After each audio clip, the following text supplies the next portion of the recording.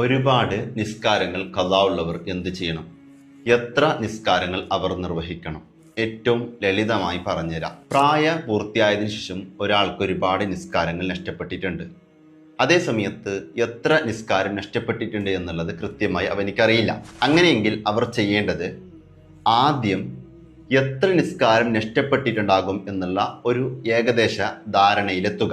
ഒരു പക്ഷേ 1 വർഷത്തെ നിസ്കാരം, അല്ലെങ്കിൽ 2 വർഷത്തെ നിസ്കാരം, അല്ലെങ്കിൽ 5 വർഷത്തെ നിസ്കാരം, അങ്ങനെ 5 വക്ത് ഫർദ് നിസ്കാരങ്ങളിൽ നിന്ന് ഓരോന്നും എത്ര നഷ്ടപ്പെട്ടിട്ടുണ്ടാകും എന്നുള്ള ഒരു ധാരണയിലേക്ക് എത്തുക. എന്നിട്ട് ആ നിസ്കാരത്തെ പൂർണ്ണമായും ഖളാ വീട്ടി തീർക്കാനാണ് അവൻ ശ്രമിക്കേണ്ടത്. എത്രത്തോളം എന്ന് വെച്ചാൽ, ഒരാളുടെ ജീവിതത്തിൽ അത്യാവശ്യത്തിന് ജീവിക്കാൻ വേണ്ടി കുറച്ച് സമയം ജോലി ചെയ്യേണ്ടി വരും, അല്ലെങ്കിൽ വരുമാന മാർഗത്തിന് അതുപോലെ കച്ചവടങ്ങളോ മറ്റോ ചെയ്യേണ്ടി വരും.